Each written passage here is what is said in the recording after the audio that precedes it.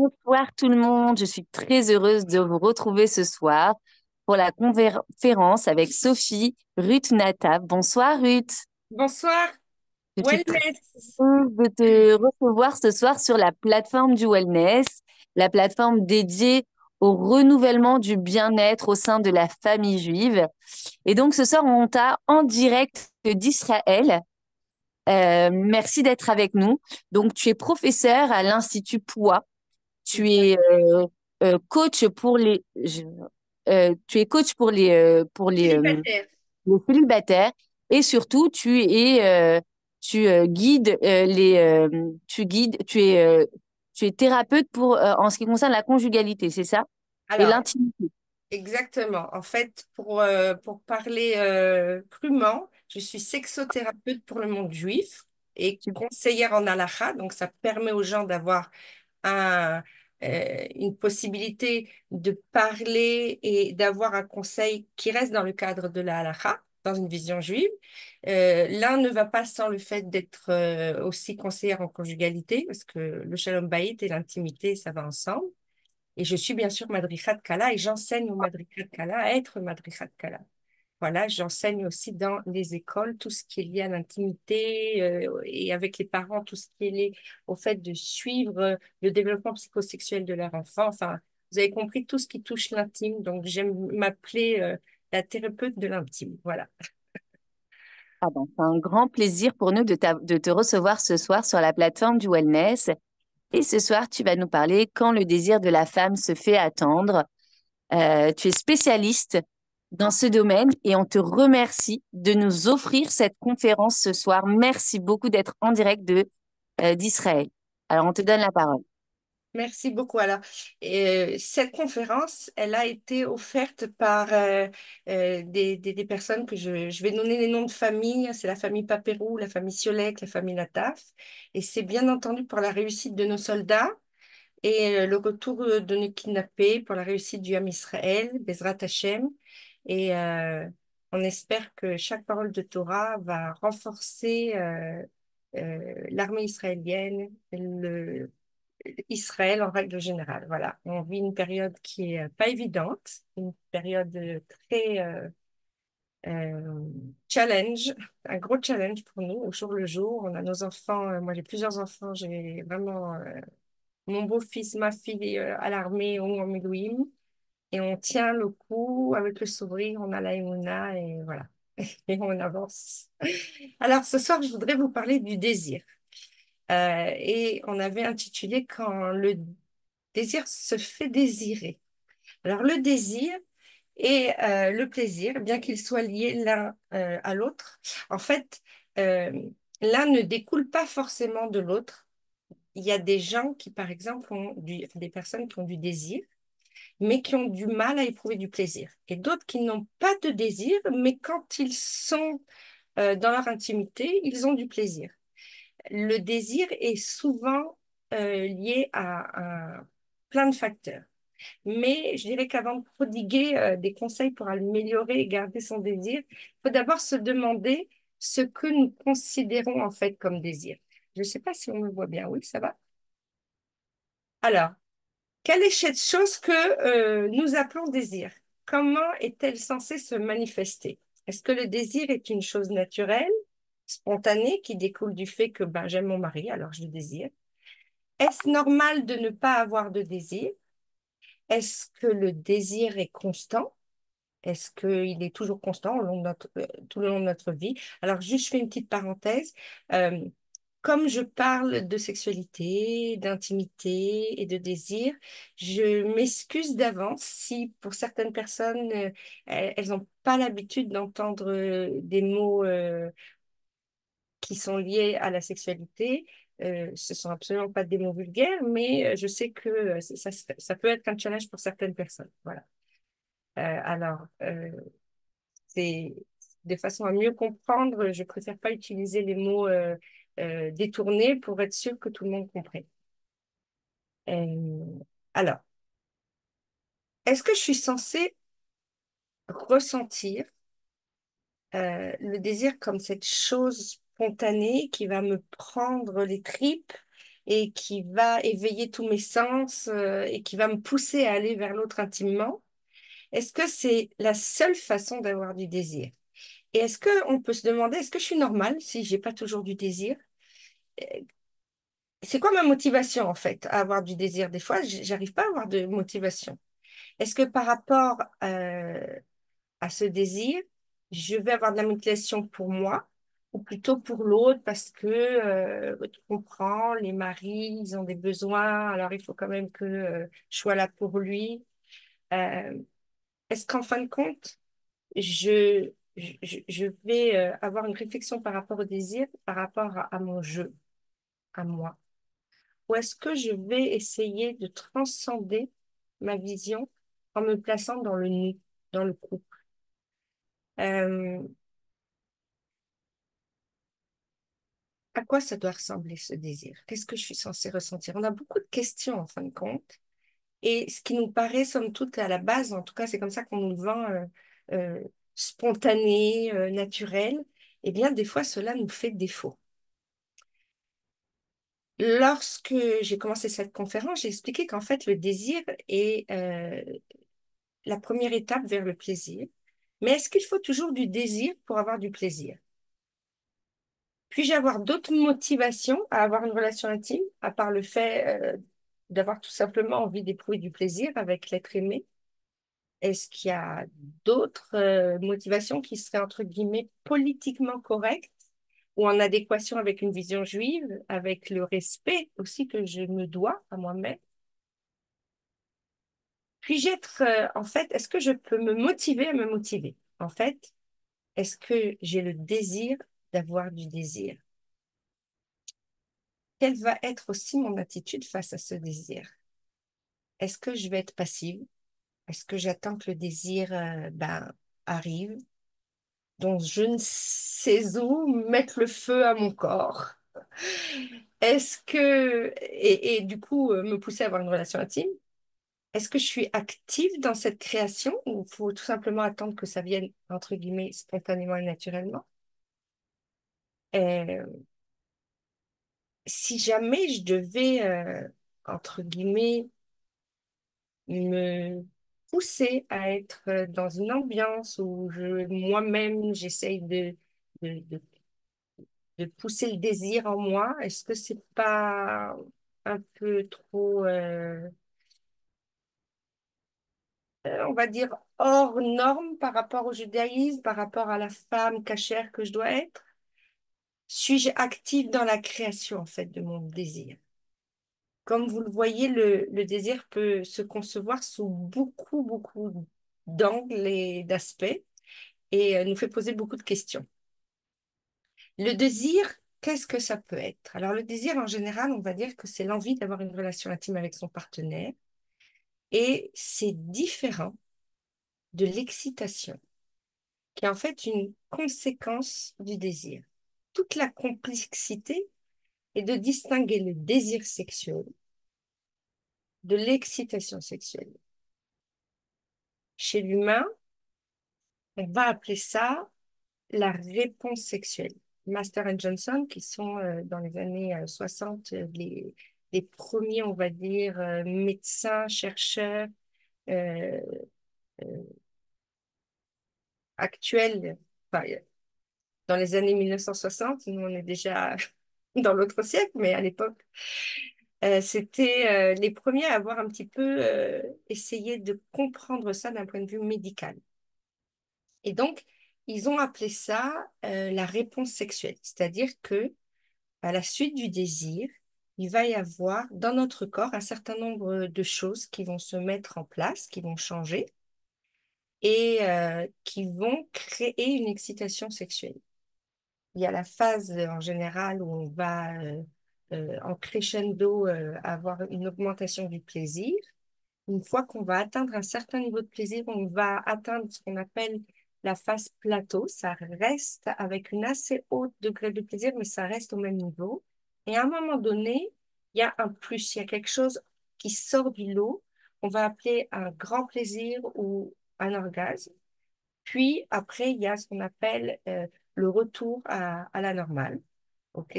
Et le corps va petit à petit et assez rapidement, décrescendo, euh, retrouver l'état qu'il avait avant l'excitation sexuelle. Alors, ce modèle-là, c'est un modèle de base et ça marche à partir du moment où on a du désir. Parce que, bien entendu, si la personne qui est en face de nous, on la désire pas, eh bien, il va être assez facile de comprendre que toute cette réponse sexuelle ne va pas se faire. Alors, il y a deux principes importants. C'est un principe, si vous voulez, au niveau de l'humain qui est un petit peu lié au pulsionnel, au physique, au côté un peu animal, qui est la survie, la procréation. Et ça, c'est ce qu'on appelle le yetzer, c'est ce que Dieu nous a donné. Il faut comprendre que les Yetzers ne sont pas rats dans leur essence, puisque Dieu les a créés. Donc, s'il les a créés, c'est pour une chose importante, une bonne chose. Simplement, c'est à nous, après, de les utiliser à bon escient, avec la bonne personne, au bon moment. Donc, Mida, ça veut dire aussi, en hébreu, une mesure. Donc, c'est à nous d'utiliser ce Yetzer, cette pulsion, dans une bonne mesure. Lorsqu'on l'utilise dans une bonne mesure, eh bien, c'est un Yetzer Tov. Quand on ne l'utilise pas dans une bonne mesure, ça va devenir un Yetzer Ra.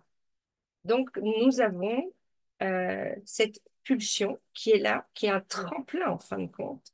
Et heureusement que c'est là. Peut-être si c'était pas là, on se marierait pas.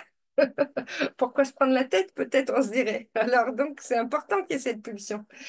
Et donc, euh, cette pulsion, elle doit être utilisée donc à bon escient, donc dans une bonne midote. Et il y a une autre dimension qui est une dimension plus, je dirais, subjective, qui est en fait, dans cet acte d'intimité, on cherche la satisfaction émotionnelle et cognitive dans le plaisir sexuel. Cette chose qui va nous relier à l'autre, où on se sent après nourri, euh, faire partie, où on se fond l'un dans l'autre, où on redevient un, ce lien fort qui va venir être renforcé par l'émotion, les moi qu'on va sentir pendant l'acte intime. Euh, donc, c'est assez complexe, le désir sexuel. Et c'est à cause de cette complexité d'ailleurs qu'on a tellement de mal à la définir de façon précise. Alors, on a essayé d'essayer de comprendre cette dynamique du plaisir et il y a quelque chose qui a été révélé avec euh, l'expérience, les chercheurs. Il y a dans ce plaisir plusieurs étapes, pardon, dans ce désir plusieurs étapes. En règle générale, au début du mariage, ou je dirais tel qu'on le conçoit, tel qu'on nous l'apprend, tel qu'on nous le fait refléter dans les films, dans les séries, euh, le désir, c'est une motivation pour avoir un lien charnel avec l'autre qui nous crée quasiment spontanément une excitation. Souvent, dans mon cabinet, je reçois des femmes qui me disent, Madame Nataf, je ne comprends pas, j'avais beaucoup de désir avant, et puis je ne sais pas ce qui s'est passé, mon désir se fait désirer. Mon désir c'est caché quelque part ou c'est atténué. Et j'aimerais retrouver ce désir premier. Alors, il faut comprendre que ce désir premier, eh bien, on a expliqué qu'il y avait une motivation dans le désir, une partie motivationnelle et une partie où cette motivation va créer quasiment spontanément quelque chose dans mon corps. Eh bien, cette motivation, au début du mariage, elle est très forte parce que ben, c'est nouveau. Et même si c'est pas la première fois qu'on a une relation, c'est nouveau en tout cas avec cette personne parce que on a très envie de découvrir avec cette personne qu'est-ce que va être ce lien. Et donc, on a une motivation qui nous pousse à aller vers l'autre. ce côté nouveau. Mais une fois que le côté nouveau n'est plus nouveau, au bout d'un moment, eh bien, euh, la motivation va devoir passer euh, à quelque chose d'autre. Ça peut passer, par exemple, sur le fait que on a des souvenirs que c'était bien ensemble, qu'on a pris du plaisir, qu'on a eu une grande satisfaction ensemble. Et nous avons dans notre cerveau une partie de notre cerveau qui va nous dire qu'est-ce qui est pour nous du plaisir et qu'est-ce qui est pour nous du déplaisir. C'est pas forcément d'ailleurs conscient. Comme notre cerveau, il est là pour notre survie, eh bien, ce qu'il considère comme étant bien, il va nous donner des signes de motivation, de désir. Et ce qu'il va considérer comme un déplaisir, comme quelque chose qui n'est pas le bienvenu, eh bien, il va faire exactement le contraire. Il va développer, former notre cerveau, avoir des idées qui sont, on va dans le sens opposé de ce que on nous propose si on pense que cette proposition-là n'est pas de l'ordre du plaisir, de l'ordre du positif pour nous. Euh, Dans mon cabinet, par exemple, il y a beaucoup de femmes qui ont du vaginisme. Alors, qu'est-ce que le vaginisme? Le vaginisme, c'est le fait que on a un périnée.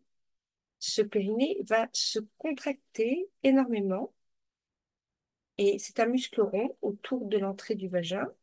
Et donc, il va fermer l'entrée du vagin, ne pas laisser la possibilité d'avoir un acte intime complet.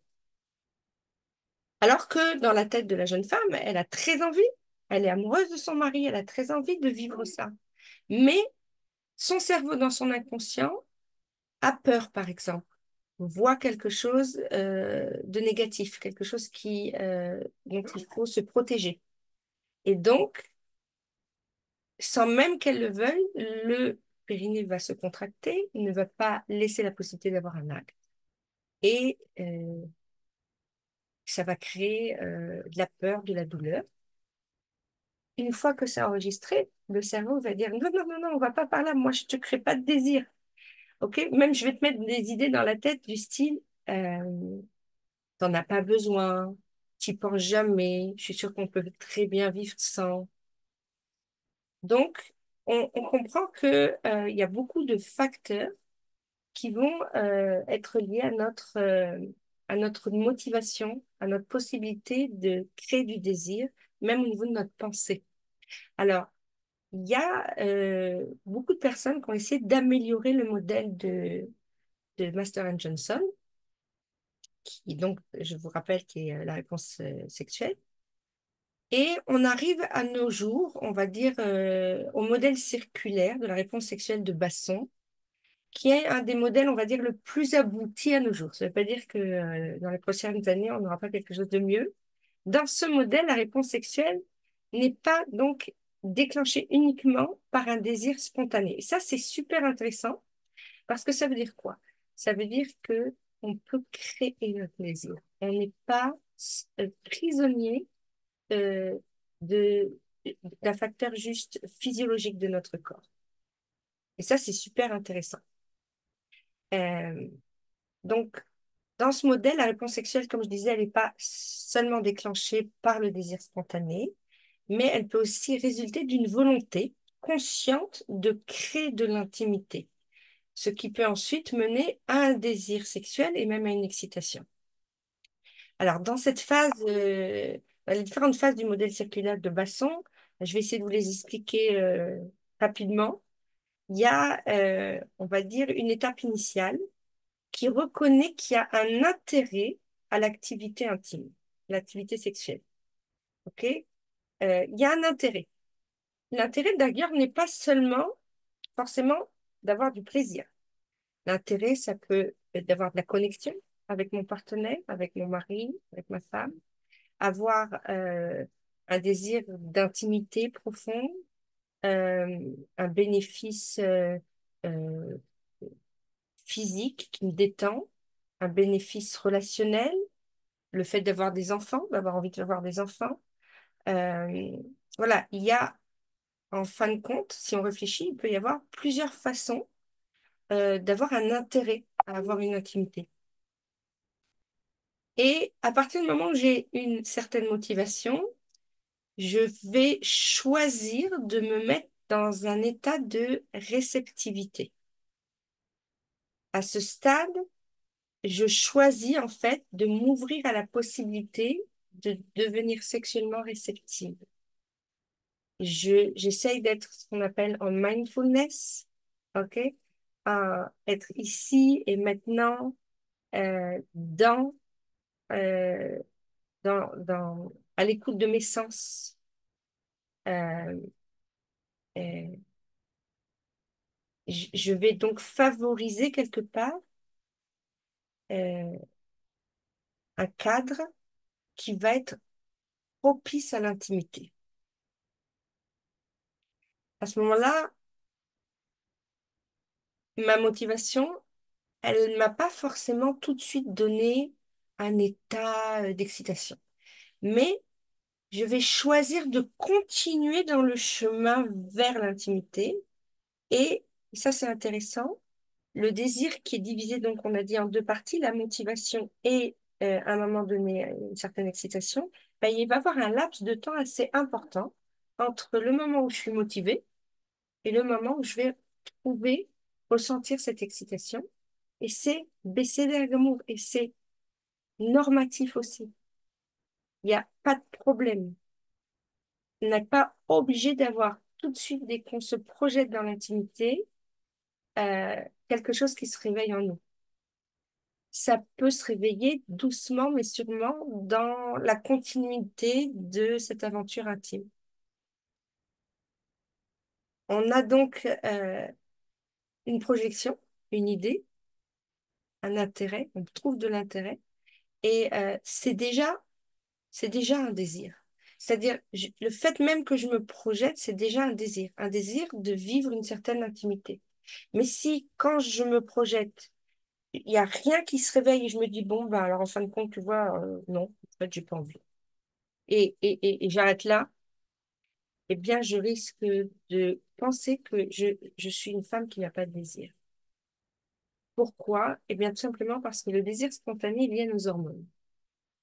Et que les hormones, quand elles, on va dire, titillent notre curiosité intime, sexuelle, qui nous donne envie, et c'est souvent lié à l'ovulation. Donc, il s'agit de quelques jours seulement, 3, 4 jours dans le mois. Qu'est-ce qu'on fait tout le reste du temps?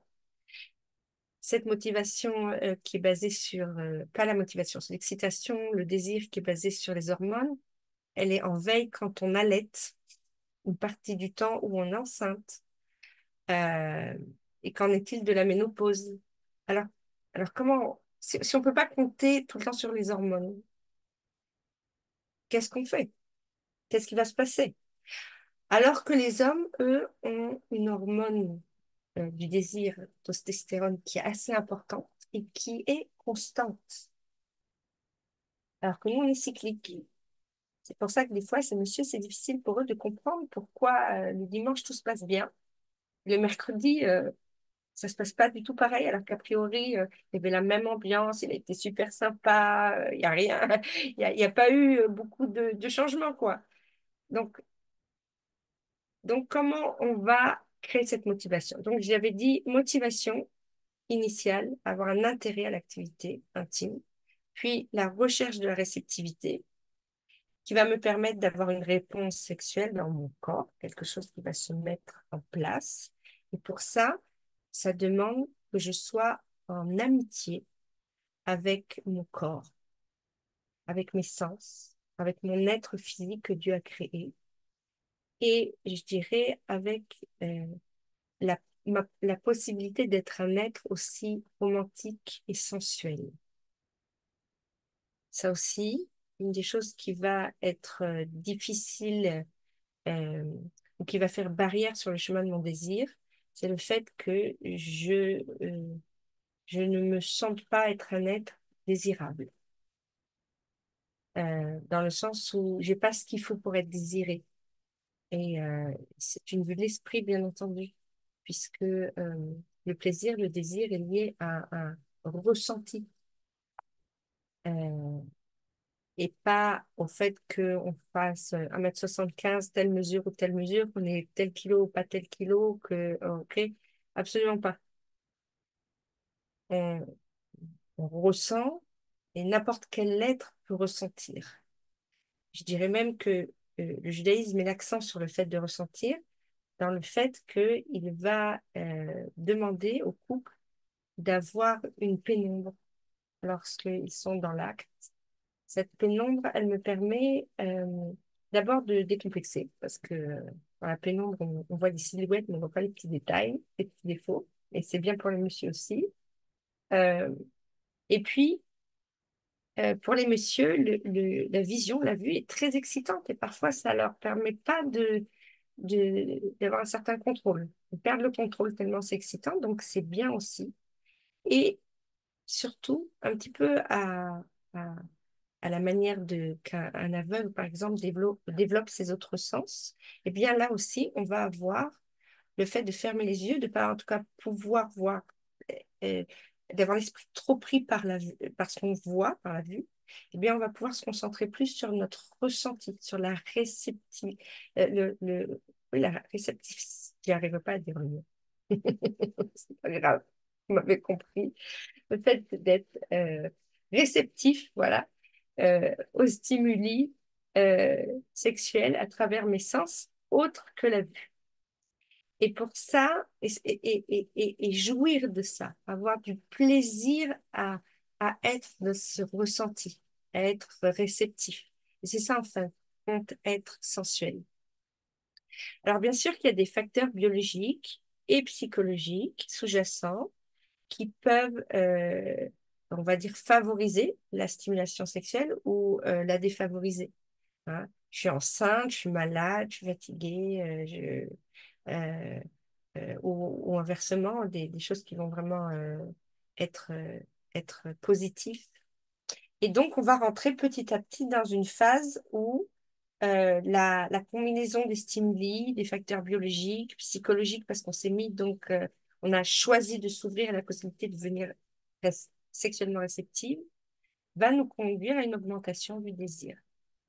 Et la combinaison du désir sexuel et d'excitation va créer un cycle, je dirais un cercle vertueux qui va me donner plus de stimuli, plus de plaisir. Et donc, je vais avoir le souvenir d'avoir eu du plaisir. Donc, je vais avoir une réaction émotionnelle au fait que j'ai eu une aventure, ce qu'on appelle de good enough sex en anglais, dans le sens que c'est pas le totalitarisme de l'orgasme, mais le fait d'avoir eu un, un lien du cœur et du corps agréable avec l'autre, qui m'a nourri, qui m'a rapproché de l'autre, qui a donné du plaisir, eh bien tout ça va euh, renforcer pour la fois d'après ma motivation et donc va favoriser le désir. En bref, on pourrait dire euh, qu'il est bon, dans tous les sens du terme, de redevenir cet être premier que Dieu a créé à son image, qui est le Adam, qui était féminin, masculin.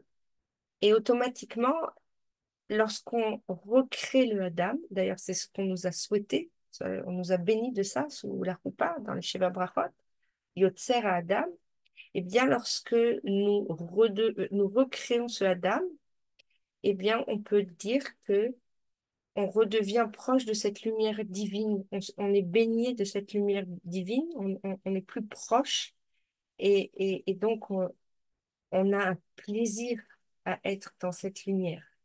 On est, on le sent pas seulement dans notre corps, mais aussi euh, au niveau euh, psychique, émotionnel.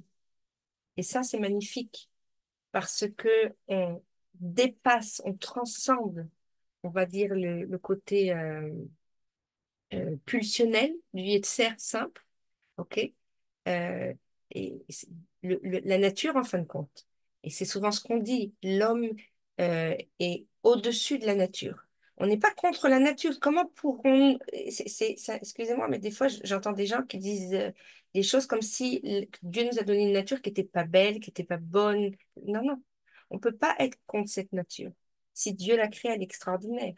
Mais en tant qu'homme, on va la sublimer, on va prendre cette nature, on va lui donner un sens particulier, on va lui donner une dimension particulière. Et c'est comme ça qu'on transcende la pulsion en intimité. Et ça, c'est quelque chose qu'on doit choisir de faire. Ça ne vient pas tout seul, le fait de d'avoir cet esprit-là, cet état d'esprit en étant dans l'intimité. C'est à moi d'être proactif avant même que quelque chose se fasse au niveau de l'intimité. Je vais avoir en moi un choix à faire. Et je fais le choix de poser, euh, de poser mon être en tant que moteur de cette sexualité. Et très souvent, les femmes vont me dire, oui, mais Madame Nataf, nous, on nous a appris que euh, il faut, euh, il faut être euh, très discrète dans notre façon d'avoir envie de notre mari. On ne peut pas lui dire directement, c'est par allusion. Alors, j'explique souvent que lorsqu'on comprend que l'allusion, on l'apprend de notre mère Léa et que quand on lit, on voit que c'est pas très, très discret sa façon dont elle va dire à Jacob, c'est dans ma tente que tu viendras ce soir, dans ma tente que tu viendras te coucher parce que je t'ai acheté grâce au mandragore de mon fils. Pas très romantique non plus. Et donc, en fin de compte, on se rend compte que puisque c'est une mitzvah de la Torah, eh bien, il y a quelque chose d'assez sympathique à connaître. En fait, la mitzvah d'avoir du plaisir avec son mari, sa femme, ça a un nom dans la Torah, ça s'appelle la mitzvah Ona. Et cette mitzvah, elle n'est pas liée forcément au fait de faire des enfants, puisque cette mitzvah existe même quand on est enceinte, quand on prend une contraception et quand on ne peut plus avoir d'enfants et qu'on est ménopausé. Donc, il y a une vraie mitzvah d'avoir du plaisir ensemble. Et c'est une mitzvah qui a été donnée à l'homme. Et elle a été donnée à l'homme. Et cette mitzvah, en fin de compte, pour l'homme, c'est de trouver par tous les moyens, dans tous les moyens en tout cas qu'il possède, le chemin du plaisir de sa femme. C'est plutôt sympathique. Et donc, étant donné que c'est une mitzvah, si la femme fait une demande un peu trop fermée, et s'il ne lui répond pas positivement ou s'il ne peut pas lui répondre positivement pour une raison ou une autre, il est fatigué, il y a quelque chose qui ne marche pas bien en ce moment chez lui ou je ne sais pas, eh bien, il pourrait être presque dans la avéra. Donc, on préfère que la femme va, disons, pas discrète, mais elle va lui demander avec toujours une porte de sortie. C'est un peu ça ce qu'on appelle le remez. Et c'est assez intéressant de voir à quel point euh, il y a de la hadinout dans, dans la Torah. Ok, fait toujours beaucoup de sensibilité. Et donc, euh, et donc en fait, effectivement, la femme doit faire attention dans la façon dont elle demande, mais en revanche, ça ne veut pas dire qu'elle ne peut pas le demander. Souvent, j'exprime aux femmes qu'elles ne se rendent pas compte que elles font des hommes des mendiants de l'amour. C'est toujours eux qui viennent et qui vont venir vers leurs femmes, qui vont euh, euh, essayer de voir s'il y a une possibilité d'être intime avec leur femme. Et en fait, je pense que ces messieurs aussi, ils ont besoin de voir qu'ils sont aimés, qu'ils sont désirés. Et il y a la place absolument à une femme juive et complètement cachère, si vous voulez, même la méadrine, euh, de pouvoir aller vers son mari et lui montrer que elle le désire aussi. Donc ça, c'est important. Alors, oui, le désir féminin, du coup, ce que j'expliquais, il est plus fragile que celui de l'homme car il est moins centré sur l'excitation, il est plus centré sur des paramètres émotionnels Et du coup, des choses comme le stress, la déception, la colère, la tristesse peuvent facilement inhiber le désir de la femme. Mais, et là c'est important, souvent, ces émotions proviennent, enfin, ou en tout cas la plupart du temps, d'une lecture erronée qui vient de croyances euh, limitantes. Alors pourquoi? On a grandi comme ça, on a été éduqué comme ça, c'est la culture, c'est nos peurs, c'est parfois des expériences qu'on a vues. Alors la bonne nouvelle, c'est que en fait, en étant conscient de tout ça, ben, on peut changer ses croyances. Et ça, c'est important de se poser la question en fin de compte. Euh, et souvent, on va tout mettre sur la faute des hormones, la contraception. Ouais, mais c'est à cause de la contraception, à cause des hormones. Alors, certes, elles ont aussi, elles jouent un rôle parfois dans le fait qu'elles vont biaiser un peu le désir de la femme. Mais la plupart du temps, étant donné qu'on vient d'apprendre que on n'est pas obligé d'avoir une envie, un désir simplement quand nos hormones nous titillent et qu'on pourra le créer, choisir de créer euh, ce désir, eh bien, on voit que, en fin de compte, même si c'est un facteur qui existe, on va pouvoir le contourner. Et ça aussi, c'est bien de le savoir. Euh,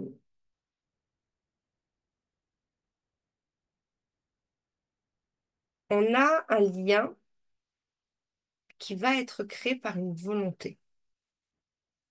L'idée que on n'a pas besoin de volonté, on n'a pas besoin de faire un effort pour le désir et que c'est censé vraiment être comme ça spontané, c'est quelque chose qui est très, très ancré en nous. Et donc, quand on ne vit pas comme ça, on est déçu, on est énervé, on pense qu'on a un problème. Et ça, c'est vraiment un switch qu'on doit faire dans notre tête parce que c'est faux.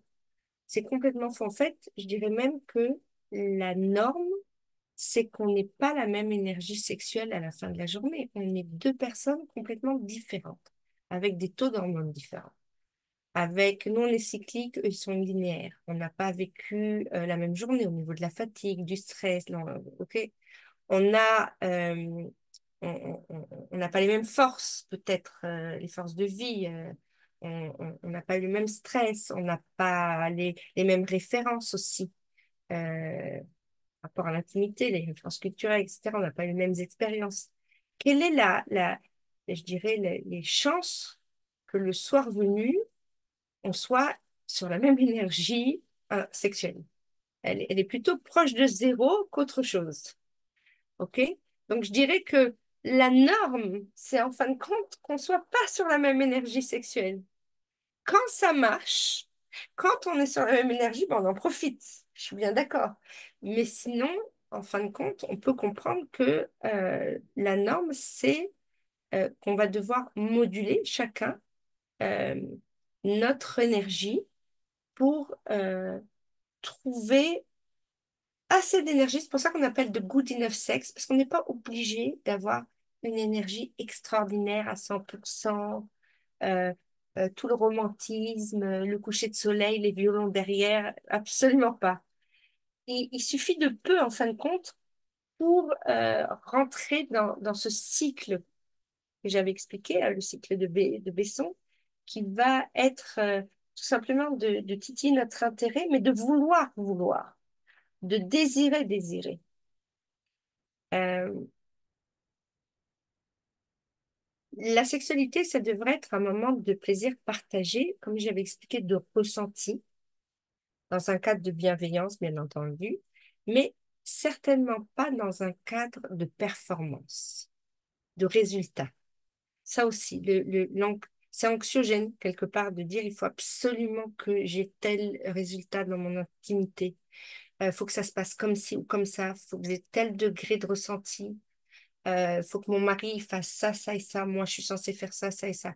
Tout ça, c'est absolument, je dirais presque antinomique avec le lâcher-prise que nécessite l'intimité. La sexualité, l'intimité, nous demande d'être dans le processus, dans le lien, et peu importe où on va et où on arrive, en fin de compte. Ça, c'est important parce que lorsque j'ai ma rumination mentale, je n'ai pas contente du résultat, la déception va créer dans mon cerveau, comme je vous ai dit, déception. Ah, qu'est-ce qu'on fait?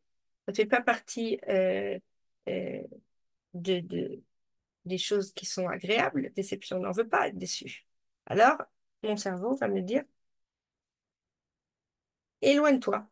Je ne vais pas te donner des pensées de désir et d'envie parce que je ne veux pas que tu sois déçu. Me protège. Et il est tellement fort, ce cerveau, que c'est pas que il va me faire regretter au dernier moment. Non, non. Il est 10 heures du soir. Je sens que ça commence à devenir un peu. Il y a une chance que dans l'air, il y a peut-être quelque chose. Hop, tout de suite, je me mets en mode un peu. Euh, j'essaye de prendre l'échappatoire. Je suis un peu énervée. Je vais parler de choses qui fâchent juste à ce moment-là. Comme ça, il ne faut surtout pas que je mette une bonne ambiance parce que sinon, il risque de se passer quelque chose ce soir. Et c'est inconsciemment qu'on le fait. Et ça, c'est. Donc, effectivement, si je ne sais pas faire du lâcher-prise et que j'arrive pas à avoir une certaine. Euh, encore une fois, good enough sex, que ça soit agréable. Encore une fois, je ne demande pas à monter sur le podium à chaque fois, absolument pas. Ça va être compliqué. Il y a un certain nombre euh, de femmes ou d'hommes d'ailleurs, mais souvent je vois ça chez les femmes, qui ont un côté perfectionniste.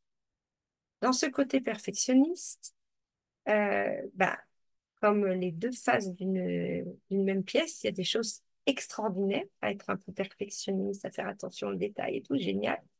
Mais pour l'intimité, c'est pas terrible. Ça va pas. Puis en plus, cette espèce de perfectionnisme, elle va créer dans mon cerveau une dynamique un peu problématique. Elle va dire, si je sais que je risque d'y arriver, ok, j'y vais. Mais si à l'avance, quasiment, je suis sûre que je vais pas y arriver, j'essaye même pas. C'est un peu ou tout noir ou tout blanc. Parce que je veux pas être déçue, je veux du résultat. Comme je veux du résultat, je veux de la perfection, je veux du. Alors, si je sais que je risque de pas en avoir, c'est pas la peine, c'est pas la peine, j'y vais pas. Il n'y a pas de demi-mesure. Et ça, c'est pas top pour l'intimité. Alors, pour ces gens-là, l'échec est un peu insupportable. Hein, ils préfèrent rien tenter. Et petit à petit, le cerveau se met en mode rejet. Et quand il se met en mode rejet, il nous ferme la porte de désir, surtout la partie motivationnelle. Et donc, le désir va petit à petit disparaître. La performance, le résultat, des phrases comme je dois, il faut, c'est pas normal, normalement ça devrait être, etc. C'est des concepts qui sont à bannir en fait dans l'intimité.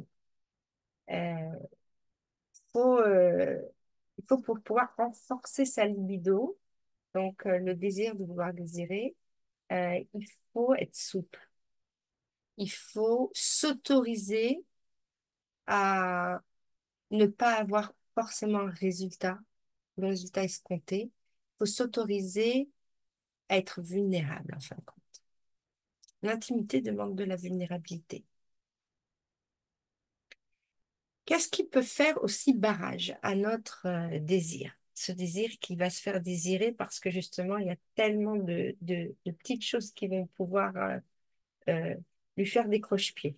Eh bien, c'est par exemple des pensées, des croyances euh, euh, négatives sur la sexualité.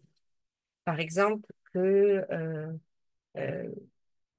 je suis pas censée faire des efforts pour le désir.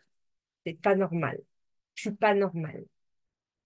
Par exemple, que si pour recréer l'unité du couple, ça demande tellement de travail personnel, c'est qu'on n'est pas fait pour être ensemble. Qu'on devrait rapidement avoir du résultat, par exemple. Alors que vous savez que on appelle le couple le binyan adéad, c'est la construction permanente. On est toujours en train de, de se construire et Dieu va nous proposer plein comment dire, de propositions de vie. Et c'est un peu, on a besoin à chaque fois de recalculer euh, euh, notre trajectoire pour avoir pour être en harmonie avec cette nouvelle proposition de vie que Dieu va nous faire. Et c'est des fois euh, des choses très agréables et puis des fois des choses moins agréables. Là, on a perdu un travail, là, on a un autre enfant. Alors, on est joyeux, mais ça demande de recalculer la trajectoire parce que on n'arrive plus à jongler. Là, on en a plus. Euh, voilà, donc il y a pas mal de choses qui nous demandent, en fin de compte, le shalom baït, c'est pas la paix, c'est plutôt l'harmonie. Et cette harmonie, elle va, elle doit être souple parce qu'elle doit s'adapter. Elle doit s'adapter. Et donc, ça aussi, le shalom baït, quand il n'y en a pas, ça met en péril le désir. Et quand il n'y a pas de désir, ça met en péril le shalom baït. Il y a une interaction, bien entendu, entre les deux. Et donc, je disais qu'il y avait aussi des croyances qui étaient erronées, qui faisaient barrière. Ça peut être aussi euh, une femme cachère, elle peut pas se permettre de se laisser aller dans son intimité. Le côté sensuel, ça va pas avec la femme cachère, c'est bestial. Le sexe, c'est sale.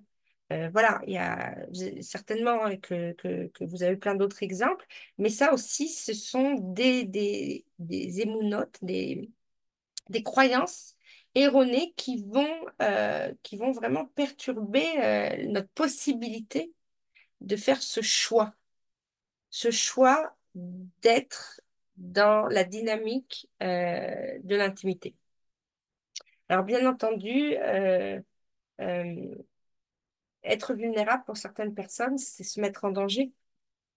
Euh, et euh, c'est parfois un traumatisme qui peut d'enfance ou qui va pouvoir être vraiment le gros mur qui se met entre moi et mon désir. Le stress, le manque de sommeil, ok? Il ne faut pas hésiter à se faire aider avec des enfants en bas âge ou aller voir des gens qui nous aident à nous coacher pour leur donner, pour qu'ils puissent dormir comme il faut, hein, parce que le cododo, c'est bien gentil, mais ça aussi, ça fait barrière à l'intimité, ok? Euh, alors, une hygiène de vie, bien entendu, hein, une hygiène de vie, dormir, manger comme il faut, pas boire trop d'alcool, cigarettes, l'herbe, etc. Tout ça, ça a une influence aussi sur le désir. Et puis, le désir est lié à la qualité de l'amour propre que l'on a, euh, et ça, c'est important. On doit faire des choses qui nous remplissent de joie. D'ailleurs, c'est intéressant de voir que le mot plaisir, simcha, c'est aussi le mot de la joie. Dans la Shona Kodesh, dans les termes euh, euh, de Kodesh dans lesquels on parle d'intimité, on va par exemple dire que l'orgasme, c'est le Sia Simcha, c'est le top de la joie. C'est beau. Euh, et donc cette énergie de joie, de reconnexion à moi-même, c'est à moi de la prendre en main et de la développer. Et je ne dois pas mettre forcément ça sur la responsabilité de mon mari. Oui, mais moi, tout irait bien si seulement mon mari, petit un, petit 2, petit 3, petit 4, OK? Non, non, en fait, c'est à moi. Je dois, euh, je dois absolument me reconnecter à mon bien-être et me préserver des moments pour me ressourcer, pour me relier à ma joie de vivre. Euh, cette énergie de vie c'est quelque chose qui me met en joie, qui me donne des forces, qui est un moteur pour aller de l'avant. D'ailleurs, on voit bien que les gens qui sont en dépression, ça joue aussi énormément sur leur sexualité et donc inversement proportionnel. Et c'est de ma responsabilité. De la même façon que, comme je disais tout à l'heure, que la femme aussi, elle peut initier l'intimité. Parce qu'en fin de compte, quand on nous a demandé de Yotzer à Adam, de redevenir Adam Arishon, sous la roupa, on ne s'adressait pas qu'à monsieur, on s'adressait aux deux. Et là, j'ai la responsabilité de prendre mon bien-être en main. Quelqu'un qui a de l'énergie de vie, qui est bien dans sa peau, il a beaucoup plus de chances de se reconnecter à son désir. Euh, D'un autre côté, il faut pas croire qu'on a besoin de 36 000 conditions pour avoir une vie intime. Euh, des fois, le désir, il se déclenche de façon spontanée, genre on est en vacances, tout va bien, on n'a pas trop de soucis, bon, bah, faut en profiter, tant mieux. Mais quelque part, on peut se dire que dans notre vie quotidienne, on peut faire des parenthèses. On, on fait des parenthèses, on pousse dans notre emploi du temps un espace-temps où on se considère en vacances, où on va enlever ce stress, on va se relier à l'autre.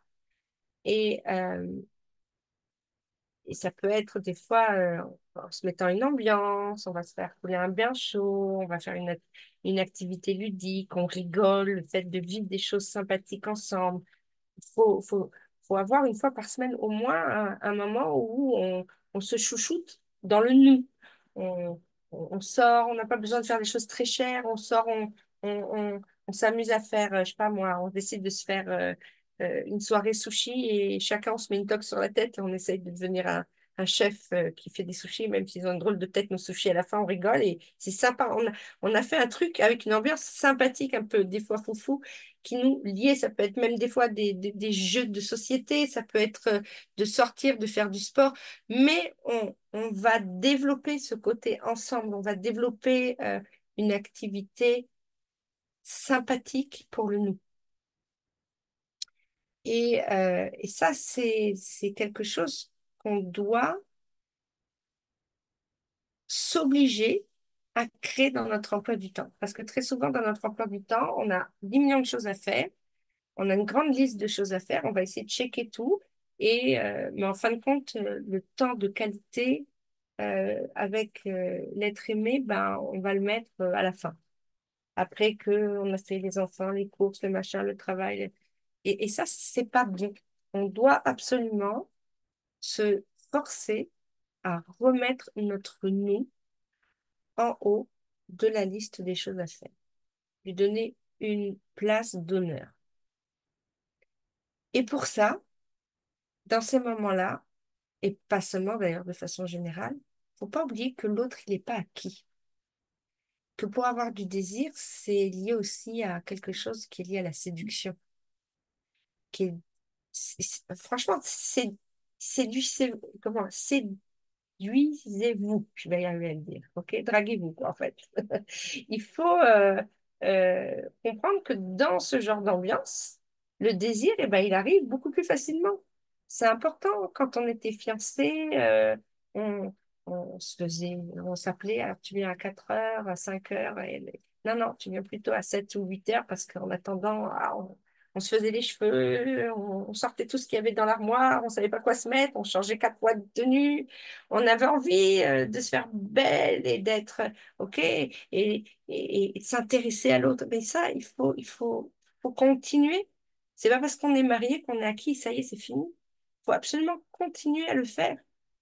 Comprendre que le manque de désir est quelque chose, euh, bien qu'il soit normal, comme on le dit, c'est difficile hein, d'être sur la même énergie, mais il y a des remèdes, il y a quelque chose à faire. Et c'est de notre responsabilité de choisir de le faire. Alors, parfois, c'est très compliqué.